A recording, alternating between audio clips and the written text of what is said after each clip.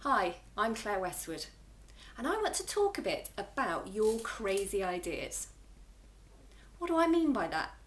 I mean the ideas that actually don't come from here, they come from somewhere here. They pop up when you're in the shower, when you're going for a walk, when you're about to go off to sleep, when you're watching a movie and a line in it just pops out and you write it down perhaps, or it lodges deep in your unconscious and creates a chain of other thoughts. And those thoughts lead to an idea, a crazy idea that you have that, my God, maybe I could do that. And then what happens normally pretty soon after, and you've probably heard this before, is our logical head office starts going, oh no, oh you can't do that, there's all sorts of reasons why not, and it'll come up with a list. You'll start to list all the reasons why that genuinely is a crazy idea, i.e. it's never going to work, people aren't going to want it, it's not going to make any money, it's not what you really should be doing, all this sort of stuff. Some of these crazy ideas though are ideas to be followed through. If you look at some of the most successful entrepreneurs at the moment, especially online for example, all those ideas were crazy.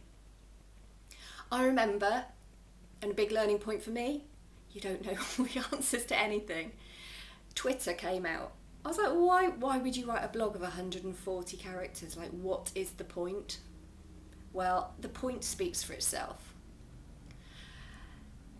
Now, you may be having all sorts of interesting and unusual ideas, and if you cut them off straight away with logic and with common sense and with yes buts, most of your ideas will never come out. And I'll tell you the other thing that happens is that you'll stop having them.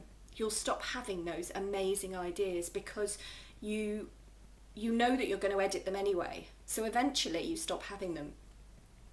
Now for the last few years I have been slightly obsessed, but I find it really useful, about notebooks and journals and writing all sorts of ideas and all sorts of phrases that come into my head and all sorts of plans down.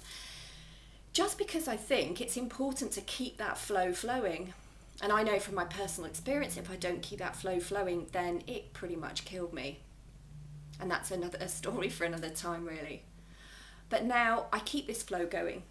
I quite often document some of this craziness using colour and lists and plans and just getting it all out of my head and out in the world. And some of it are things I'm actually creating, like my event in September, which I've now decided on and I'm promoting, and that really is my project for the next few months, is to find the people that want to show up to a colourful, intuitive, there is information in there, but there's also going to be a lot of free flow. Let's just see where it takes us. Let's just see what happens when we get amazing people together in a room.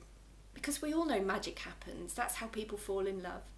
That's how two very different people can create incredible businesses or incredible ideas.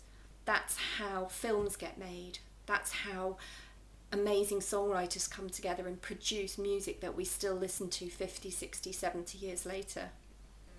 It's that magical alchemy that happens with people in a room.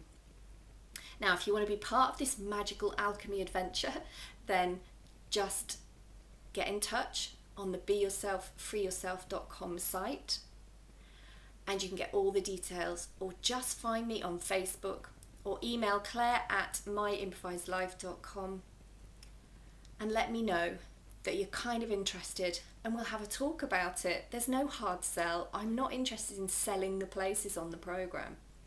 What I want is to sell you the idea of your own potential, of your own creativity, of your own ability to have these crazy ideas that might just change the world.